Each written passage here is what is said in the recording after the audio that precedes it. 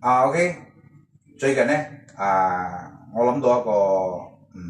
構思，因為我年紀已經上咗啦，坦白講，咁我就諗住做一個真人真事嘅故事出嚟，就其實係由我出世一直到而家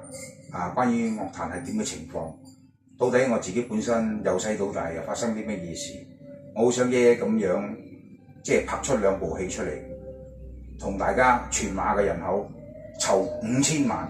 拍2部電影同埋1場演唱會，所有嘅全部都係免費入場，包括睇電影嘅時候，亦都係可以入去錄嘅。我相信大家入去咁多位戲院裏邊，都係冇試過走去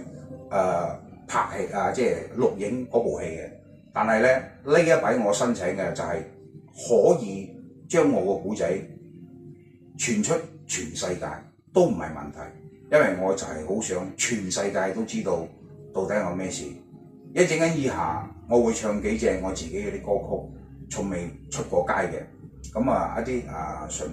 或者係舊嘅或者係新嘅侵我都有，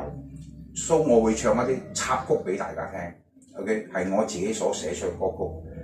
辛辛苦苦咁呢幾十年入邊寫出嘅都有成200首，但係咧